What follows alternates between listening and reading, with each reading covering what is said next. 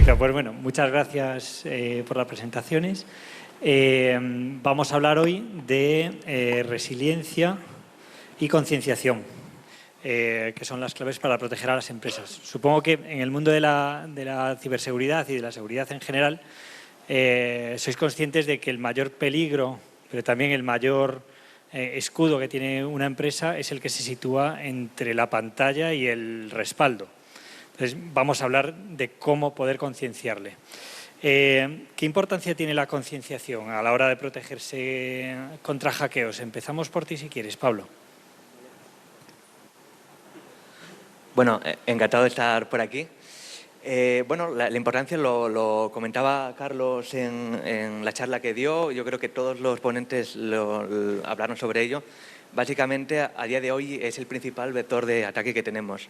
Entonces, muchas veces desde la parte técnica pues nos centramos, ¿no?, en lo que es puramente técnico, que sí, meterle programitas, IDS, antivirus, cosas de estas, y no nos damos cuenta de que, aunque esto obviamente ayuda a mitigar un poco el riesgo, el mayor factor de ataque a día de hoy sigue siendo al trabajador lanzarle una campaña de phishing, un fraude, cualquier tipo de campaña de ingeniería social, ¿no?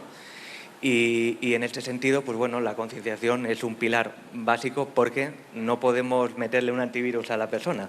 Lo único que podemos hacer es enseñarle cuáles son los riesgos y que por lo menos que los pueda identificar cuando le acaben llegando, porque le van a acabar llegando. ¿Cómo lo hacéis vosotros, Ana, en BBVA? En BBVA la verdad es que llevamos mucho tiempo trabajando en concienciación y formación a empleados. Entonces, en ese gráfico que se presentaba antes, nosotros estamos muy a la derecha, o sea, estamos muy evolucionados y trabajamos no solamente en concienciar y formar a la gente, sino en entrenarlos también. Y buscamos un cambio de comportamiento. Y al final terminamos o intentamos medir el cambio de comportamiento que estamos provocando con la concienciación. Entonces, efectivamente, utilizamos campañas de phishing dirigido, utilizamos mucha formación, pero utilizamos también el hablar con las personas en función de del trabajo que realizan en su día a día, en los departamentos que trabajan, pero también en relación con los datos que manejan. Dentro de un departamento hay gente que hace cosas diferentes, entonces la formación y la concienciación también tiene que ser un pelín distinto. Entonces trabajamos en eso, tenemos formaciones obligatorias de ciberseguridad, que no suele ser corriente en la industria. Normalmente las grandes empresas tienen como formaciones obligatorias, pues las obligatorias por ley, pues PRL, AML, pues lo típico. Nosotros sí que tenemos formaciones obligatorias en concienciación y nos dedicamos un poco también al entorno personal de los empleados, porque hemos visto que como todo esto es muy humano, hay muchas emociones. Cuando tú caes en un phishing es porque has tenido una urgencia, porque te ha dado miedo, porque no te has dado cuenta. Entonces, esas emociones queremos también trasladarlas al ámbito personal, familiar de los empleados. Concienciando un poco alrededor, en su entorno, terminaremos concienciando a mucha más gente en la sociedad y, por lo tanto, también a nuestros empleados. O sea, que tenemos una visión muy amplia en cuanto a los empleados. Hacemos especial foco en la alta dirección también. Es un colectivo muy sensible. Y dentro de la alta dirección incluimos a las secretarias de la alta dirección, porque manejan muchos datos que pueden llegar a generar un problema importante en la empresa. Entonces tenemos programas de concienciación que son más tipo juegos de rol, para ver cómo reaccionaría esa alta dirección ante un ataque, cómo funcionan los mecanismos, las políticas, todo lo que se ha ido montando sobre una PPT, a ver si luego en la realidad, en un juego de rol, eso funciona. Entonces, bueno, os he contado así un poco por encima, pero para deciros que tenemos mucha concienciación y mucha formación en función de los diferentes perfiles en la empresa. Y Diego, vosotros, ¿qué importancia le dais a esa concienciación? ¿Cómo hacéis campañas o qué desarrolláis para concienciar a esos usuarios de que son o pueden ser objetivo o puerta de entrada, ¿no?, para ataques? Bueno, nosotros al final, también como gran empresa, estamos muy de la mano de lo que comenta Eva. en ese margen derecho del gráfico, ¿no? Entonces, pues siguiendo exactamente las mismas estrategias de fomentando las campañas de phishing, nosotros cuando contratamos a una persona es obligatorio y mandatorio en el onboarding hacer una formación de seguridad en los primeros 15 días, con una tasa de acierto mínima, si no hay que repetirla. Esas pruebas se requieren una o dos veces al año, se realizan campañas sorpresa, píldoras informativas, a través de correos, en las pantallas de la compañía, juegos de rol. Bueno, es un poco lo mismo, ¿no? Porque también consideramos que el ser humano es el eslabón más débil, ¿no?, dentro de la cadena de la ciberseguridad, y que no se le puede implementar ningún control de la 27.000 ni de la NIS ni de nada, sino que es una cuestión de cultura.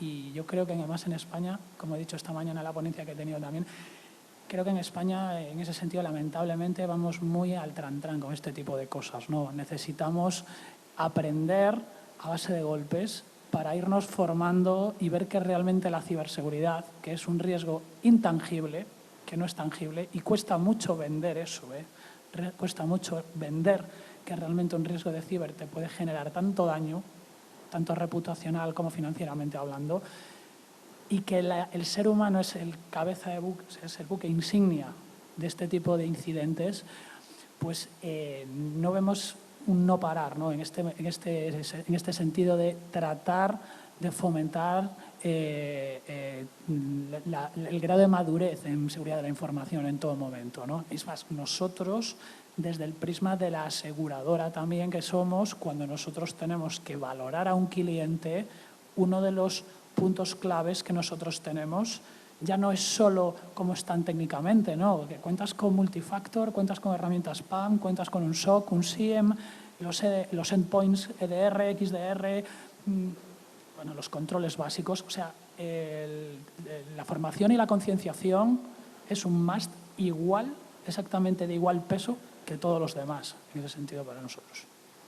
Y estamos hablando de campañas que realizáis, pues eso, desde el onboarding o a lo largo de toda la organización. ¿Qué creéis que se puede mejorar? Porque entiendo que medís, que vais viendo cómo progresa, pero al mismo tiempo diciendo, bueno, pues creo que puedo mejorar en esto. ¿Cómo lo ves tú, Pablo? Bueno, yo precisamente, no sé si con Ana coincidimos, hace unos años estuvimos trabajando con el BBVA y doy fe de que todo lo que ha dicho es cierto. Nosotros, pues un poco el sistema que tenemos, somos una consultora pequeña y estamos enfocados a una rama de la seguridad de la información, que es la reputación. Entonces, el cliente tipo es relativamente sencillo de monitorizar porque estamos hablando de cosas que casi tienen más que ver con marketing y comunicación. O sea, al final hacemos análisis de OSINT, básicamente, de fuentes abiertas, de qué sentiment hay en redes sociales y todo esto son variables que se le puede poner un número, ¿no? Entonces, en este caso en particular es más sencillo. Es cierto que cuando hablamos más de fraude, ¿no?, de concienciación de los riesgos digitales dentro del trabajo que tiene el empleado, es quizás algo más complicado porque, bueno, ahí entra mucho el factor humano y no tanto el reputacional, el cuantificable desde fuera.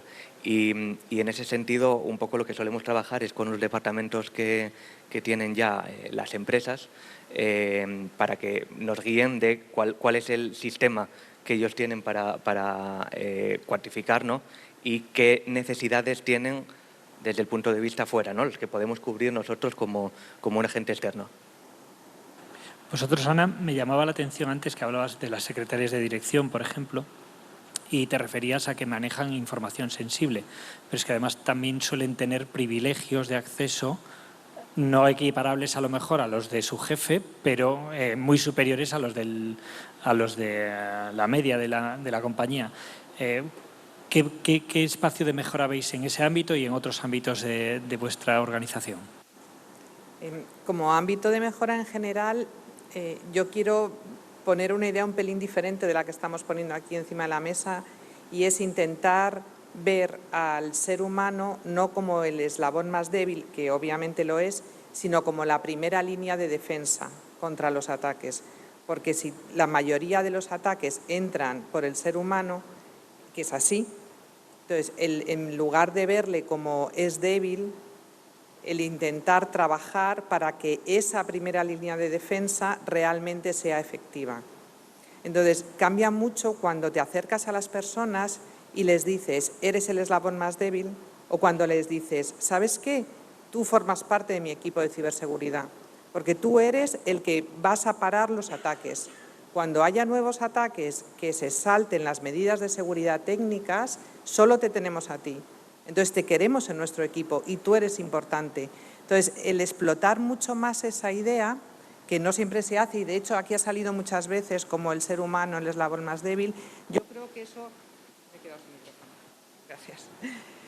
Yo creo que el explotar esa idea podría ser muy interesante en general en las empresas y quizás en la mía también. Estamos empezando, pero yo creo que ahí tenemos margen de mejora.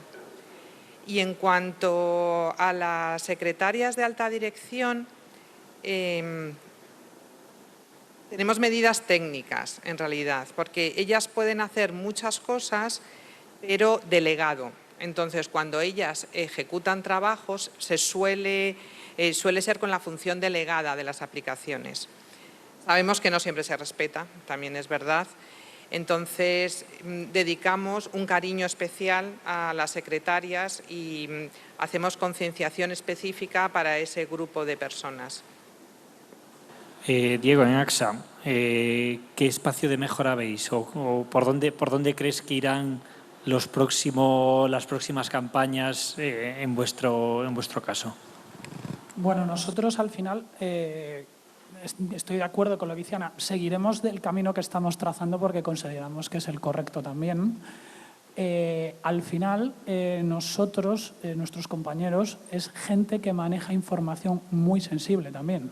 O sea, necesitamos que la gente se tome esto en serio y obviamente se lo toman en serio.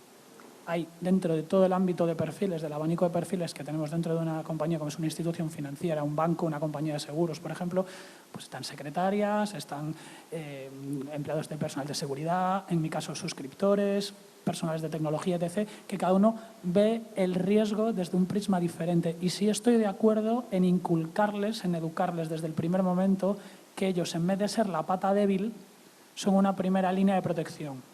Es verdad, estoy de acuerdo totalmente. No todo el mundo lo ve así y no todo el mundo lo ve así cuando se trata de empresas pequeñas, que va muy de la mano del grado de madurez en nivel de seguridad de la información del que se tiene y a la vez del presupuesto que destinas para invertir en ciberseguridad. Porque al final todo se basa, lamentablemente, casi todo se basa en el dinero. Nosotros trabajamos con mucha gran empresa, mayormente. Estos problemas los vemos también, ¿vale? Tienen margen de mejora incluso algunas de las grandes empresas, no todas, pero algunas, pero sobre todo en las pymes, que España es de lo que se nutre, ¿no? La concienciación, la cultura de lo que es un riesgo de ciber, la educación que tienes que tener para tratar un riesgo de ciber, hay que percutir, hay que reiterar, hay que casi obligar a la gente a hacer estos cursos, estas formaciones, estos nuevos conceptos que les van entrando poco a poco, porque para muchas de estas personas son novedosos. Entonces, ¿qué haríamos nosotros? Reiterar, percutir, ofrecérselos con cariño y ofrecérselos desde un prisma de te van a venir bien porque nos van a venir bien a todos. Y te van a venir bien a ti a nivel profesional, pero también personal. Sí, un poco es vosotros como grandes empresas tenéis una doble labor, ¿no? Por un lado, ser referente y decir, oye, esto no es que yo lo diga, es que lo estoy haciendo. Y por otro lado, como facilitadores de la economía, en el caso de BBVA como en financiación, vosotros asegurando los negocios y demás, tenéis también un papel de, oye, esto que estoy haciendo, hazlo, no solo por eso, sino porque además te voy a conceder un mejor crédito, te voy a dar una póliza mucho más económica, etcétera. Entonces, creo que es importante también que se sepa, ¿no? Es decir, no solo estáis cumpliendo, sino que además tenéis un papel de lo que decías, percutir cómo, pues con el ejemplo y luego facilitando, ¿no? Pablo, ¿tú cómo ves la resiliencia de las empresas españolas en la actualidad? Vamos cambiándonos. Si me hubieras hecho esta pregunta hace unos años, te diría que muy mal. O sea, lo fácil ahora mismo es deciros, estamos fatal, hay que mejorar, y obviamente siempre hay margen de mejora, pero yo siempre pongo el ejemplo de hace unos años cuando a lo mejor pues tenía que dar una charla o iba a algún evento como este y hablaba con algún empresario, decía, oye, ¿a qué os dedicáis? Nos dedicamos a la reputación online. ¿Y eso qué es? Esta era la respuesta típica. Y tenías que explicarle, bueno, pues mira, esto os afecta al negocio por este motivo. A día de hoy, algunas veces sigue pasando, sobre todo cuando son eventos no tan técnicos como este, pero generalmente ya hay una concienciación. Y hay una concienciación por algo tan sencillo como que en la mayoría de medios de comunicación, en las noticias, día sí, día también, estamos oyendo pues tal situación que ha ocurrido, pues un filtrado masivo de datos, ¿no? Como estos últimos meses hemos tenido. E incluso, pues para la gente que no ve el telediario, pero sí sigue la salsa rosa, básicamente todos estos programas viven de crisis reputacionales. Entonces, ya va sonando esto, ya va calando. De todas formas, es cierto que tenemos que avanzar mucho. Lo comentabais ahora mismo, que es verdad que dentro de las grandes empresas sí que tenéis mucho trabajo hecho, obviamente, tenéis los recursos para invertir, pero en pymes, pues lamentablemente, y de forma totalmente lógica, no hay recursos y a veces tampoco hay el conocimiento, ¿no? Entonces, ahí sí que tenemos bastante problema, porque lo estábamos viendo con las charlas que dieron. La inteligencia artificial está ofreciendo una serie de capacidades increíbles, tanto para los buenos como para los malos. Y es cierto que las barreras de entrada para hacer cosas malas se han reducido también. Hace años, una de las tácticas que seguíamos los que hablábamos de estos temas era, oye, si os llega una campaña de phishing, o sea, si os llega un email y veis que está escrito así un poco raro, pues ya desconfiad. O acordaros con lo del candadito, ¿no?, de las páginas web. Si la página tiene el candadito, es una página segura. ¿Qué daño hemos hecho por decir esto? Porque, claro, en su momento era cierto. Era muy difícil sacar campañas de phishing con el candadito, ¿no?, con el SSL firmado. Pero a día de hoy, casi todas las campañas de phishing están de esta manera. Entonces, bueno, hay un trabajo que vamos a tener que seguir haciendo, que es lo bonito también, porque, oye, esto de ir a una isla y vivir de simplemente de tomar unas caipiriñas y tal, yo creo que nos acabaríamos aburriendo. Así que, bueno, tenemos mucho trabajo por delante. Sí, es un poco también la definición de resiliencia, ¿no? Es decir, el entorno cambia, yo tengo que cambiar con él. Vosotros, Ana, ¿cómo veis este panorama? ¿Qué notáis tanto dentro de vuestra organización, que sois una organización muy grande, como en las organizaciones con las que tratáis? Es verdad que nos... A ver, rompo los micrófonos. El adaptarse, o sea, es necesario, o sea, claramente es necesario. Es verdad que la inteligencia artificial, todos los nuevos ataques, están explotando a algunas vulnerabilidades que antes no se explotaban. Entonces, lógicamente, la formación y la concienciación tienen que adaptarse. Pero también tenemos que adaptarnos para explicar a los empleados qué tienen que hacer y cómo lo tienen que hacer cuando son víctimas de un ataque o creen que han sido víctimas de un ataque. Esa parte también es importante. No solamente el prevenir, como estaban hablando antes, sino también el saber reaccionar. Y en eso interviene mucho la comunicación, la psicología. Si tú a una persona que la primera vez te reporta que cree que ha sido víctima de un ataque, le dices, lo has hecho muy mal, te voy a poner 3 puntos menos en este listado y ahora te voy a mandar castigado a hacerte 3 cursos seguidos, la siguiente vez no lo va a reportar. Entonces, creo que para esa resiliencia, para recuperarnos de los ataques que entran por las personas, tenemos que cambiar esa forma y tenemos que decirles, genial, estupendo, lo has reportado a tiempo y como lo has reportado a tiempo que ha habido un ataque, nos hemos evitado todo esto. Si lo hubiera reportado dentro de una semana, hubiéramos tenido todos estos problemas. Y creo que eso tenemos que seguir potenciándolo dentro de la formación y la concienciación que hacemos en las grandes empresas. Un poco positivizar, ¿no? Sí. Lo que hablabas antes, no eres el eslabón más débil, eres el escudo. Eso es. no me ha reportado tarde. Lo tuyo ha sido alerta temprana, ¿no? Eso es. Y de hecho hay un concepto que a mí me gusta mucho que es el Human Firewall. Que es exactamente eso, es el decir, bueno, la persona es el primer firewall, un firewall humano, pero no deja de ser un firewall. Y el enfoque, cuando empiezas a hablar así, el enfoque es un pelín distinto y la gente lo acepta mejor. Jesús, Diego, vosotros que habláis con multitud de empresas, valoráis su situación a la hora de ofrecerle un seguro o un no seguro, ¿cómo veis, cómo notáis que está esa capacidad de adaptación y de recuperación ahora mismo en la empresa? En las empresas con las que hablamos, quieres decir, ¿no? Bueno, pues hay de todo.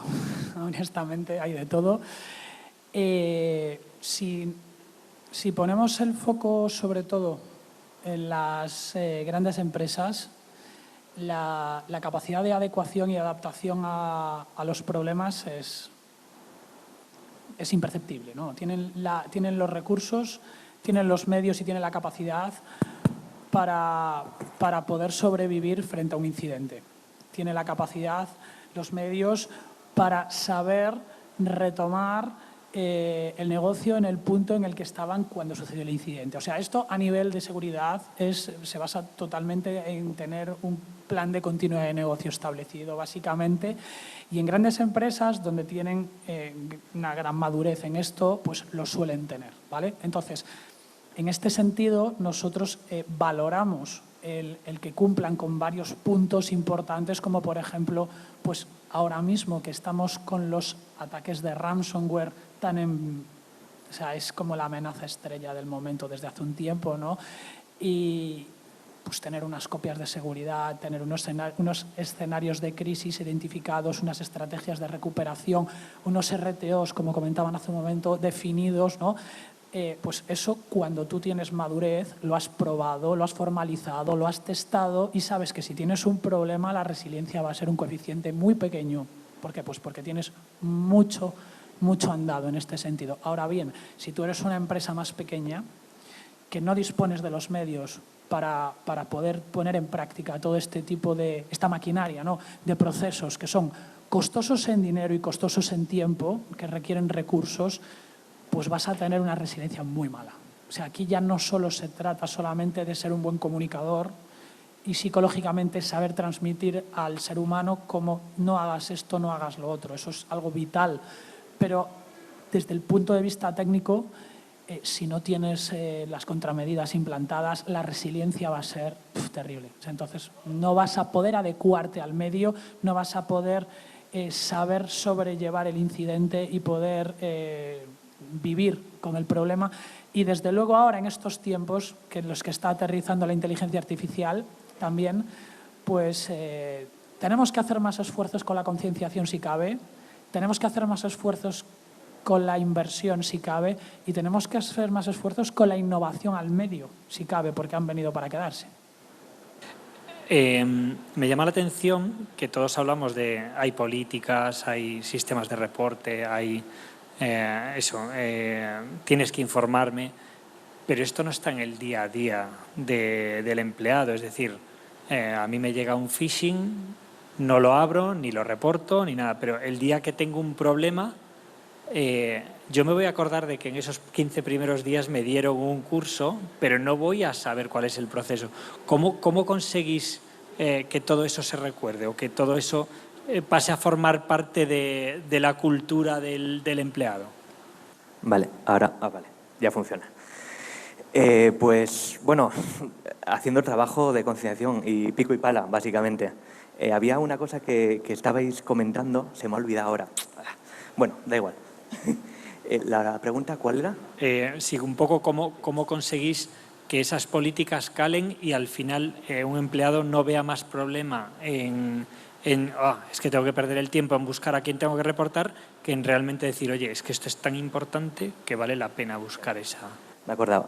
Ana lo comentaba, ¿no? No criminalizar cuando las cosas salen mal, porque, oye, lamentablemente va a ocurrir muchas veces. De hecho, hace poco, ¿qué fue? Hace mes y medio, fue muy sonado un caso de una empresa, creo que era de Asia, que le hicieron una campaña de deepfake con el CEO de la compañía y les robaron, creo que habían sido 42 millones.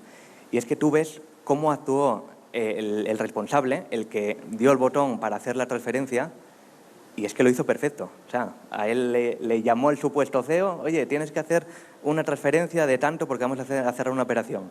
Y él dijo, no, mira, quiero una videollamada contigo y con los 4 asesores y os quiero ver en persona mientras me lo decís. Y aparecieron en la videollamada el CEO y los 4 asesores, él, claro, se convenció y lo acabó haciendo. Entonces, es cierto que no podemos criminalizar el que la gente pues caiga en estos timos, porque lamentablemente a todos nos puede pasar, y tenemos que ir hacia políticas un poco como lo que comentaba Ana, ¿no? de apoyar y de intentar pues que entiendan que ellos son ese firewall humano que necesita la empresa. ¿Vosotros cómo lo tratáis, Ana? Nosotros procuramos simplificar los canales de reporte. Entonces, tenemos un pececito en Google que cuando tienes lo que crees que puede ser un phishing, simplemente pinchas en ese botoncito que tenemos en nuestro entorno que es Google y con eso se reporta automáticamente. Y se reporta todos los datos técnicos que podría necesitar el CERT para analizar ese correo. Eso es fácil. Es muy fácil, pero aún así no ha llegado a todas las personas. Entonces, buscamos que haya gente concienciada, que haya como embajadores, y de hecho los llamamos así, embajadores de ciberseguridad, un poco por todo el banco. De forma que si alguien en un momento dice socorro, ¿qué he hecho? O no sé qué hacer o qué hago, pueda girarse y preguntar a un compañero y que siempre de manera cercana, claro, en presencial, ahora con el online es un poco más complicado, pero bueno, aunque sea a tiro de chat, pero que siempre haya alguien alrededor de relativa confianza que le pueda decir, pues yo sé cómo se hace, se envía un mail a esta dirección y esa dirección, por supuesto, tiene que ser facilísima. La nuestra es CERT, ya está, eso es fácil. Un solo canal de comunicación donde se pueda enviar y hemos trabajado también mucho con el CERT. Primero para que haya un solo buzón, que nos ha costado porque dicen, no, pues es que esto no es mío, si esto no es mío, que se lo manden a fulanito. No. Tú te encargas por dentro de redirigirlo a quien sea necesario. El usuario que sea un SPOC, un Single Point of Contact, ya está. Y luego la forma en la que el CERT responde a los usuarios. Cuando te llega un mail de seguridad y tú estás en un departamento de legal, por ejemplo, o en un departamento comercial, puede asustar un mail de seguridad. Entonces, la forma en la que estos equipos técnicos de seguridad contestan a los usuarios también es muy importante. Entonces, un poquito, pues poco a poco, con un montón de piececitas, vamos intentando montar ese puzzle para que los usuarios se sientan más cómodos a la hora de reportar y pierdan un poco el miedo y conozcan dónde tienen que reportar. ¿Vosotros lo veis similar en AXA? ¿Lo tratáis de alguna forma distinta? ¿Tenéis algún truco específico? Bueno, nosotros tenemos, en vez de un pececito de Google, tenemos un anzuelo de Outlook. Pues ya está. Pero vamos, sí, yo creo que es un poco, la clave está en combinar las dos cosas, ¿no? En hacerlo simple y en percutir y en reiterar. Y de hacerlo tantas veces que al final forme parte de tu subconsciente. Que al final esto va de la mano de la innovación de los ciberataques, de la innovación del phishing. Y cada vez va a ser más difícil de detectar. Y repito, con la IA todavía más. El otro día estábamos en una ponencia también y un compañero nuestro hizo una demo de lo que se tarda con ChatGPT en crear un mail de phishing 15 segundos. 15 segundos. Tardó. Clavado, una página de login clavada a la de Microsoft. Clavada. O sea, 15 segundos. Es que ya el candadito, es que todo ya es que es... Estamos ya en cosas completamente surrealistas, ¿no? Entonces, hacerlo fácil, tratar no de criminalizar a la gente, pero hacerlo de manera reiterada, ¿no? Hay que concienciarse, tiene que formar parte de ti. Y yo siempre digo, cuando veas algo sospechoso, aunque luego no sea un phishing, repórtalo igual, que no tienes mucho más que perder, desde luego, y es la manera, yo creo. Y por terminar, porque nos queda apenas medio minutillo, en una frase, ¿cómo animarías a todos los presentes a impulsar esa concienciación del usuario? Bueno, porque os va en el negocio, básicamente. Tarde o temprano nos va a ocurrir a todos y te va a pillar en un momento bajo en el que vas a caer. Y la única manera de que en ese momento se te ilumine la cabeza y digas, espera, igual esto lo tengo que reportar o directamente me huele a chamusquina, es pues haber hecho ese trabajo previo. Nosotros somos una empresa muy grande con muchos recursos y muy preocupados por la seguridad, pero las empresas más pequeñas tienen recursos gratuitos para la concienciación y la formación. O sea, estoy pensando en el INCIBE, tiene un montón de cursos y tiene un montón de material, entonces no hace falta gastarse tanto dinero, lo que hace falta es realmente tener la voluntad de hacerlo y ser conscientes de que esto es tan importante. Solo por añadir, porque no tengo mucho más, o sea, por complementar, porque ya lo han dicho todos ellos. Además de eso, llevárselo al ámbito personal también. Porque más allá de lo profesional, más allá de que te vaya en el negocio y pueda repercutir en una pérdida cuantitativa, más allá de que sea más caro o más barato, pensad en vuestras familias. Pensad en vuestros mayores, en vuestros padres, si tenéis gente mayor, en vuestros hijos, si tenéis gente pequeño. O sea, pueden ser víctimas también del ámbito del phishing, con todas las repercusiones de que eso conlleva. O sea, preocuparse por esto es vital, de verdad. Pues Diego, Ana, Pablo, muchas gracias por estar y por compartir con nosotros esta experiencia. Gracias. Si tenéis alguna pregunta, una rápida, y nos vamos al coffee. Hola, yo soy Ángel Bamontes, desde Futuro, Pablo, y para la mesa también, no sé si me vais a poder contestar. Yo estoy ahora mirando el tema de la inteligencia artificial y todo demás.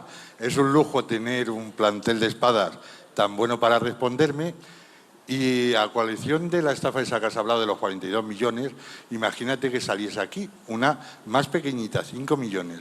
El problema es que yo no tengo la certeza de que hubiese un abogado o un juez o un fiscal que pudiese meter mano a ese tema, porque como no está tipificado lo de la inteligencia artificial, que te vacíe el dinero de la cuenta, que te desnude, que haga cualquier cosa, no hay todavía nada. No, estamos un poco así, ¿no? ¿O sabéis de alguna cosa? Bueno, en Europa a nivel regulatorio tenemos la IAA, que está todavía en pañales, pero de todas formas yo vuelvo a lo de siempre. Realmente no es necesario a lo mejor regular cada nueva tecnología que salga, sino ver en qué tipo, en este caso de delitos, se tipifica. Y al final, si te están robando, da igual que te roben mediante una IA que te roben a mano armada en la calle.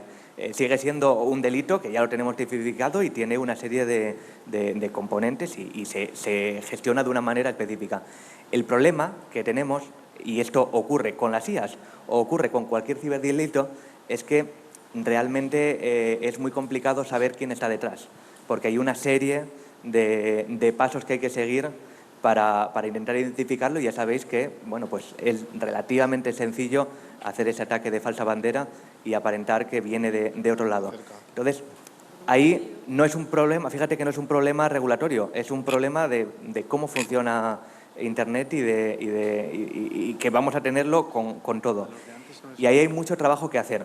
No te sé decir cómo lo vamos a conseguir, pero bueno, estamos en ello. Nos pasa lo mismo ahora con blockchain, todo lo que son timos con criptodivisas.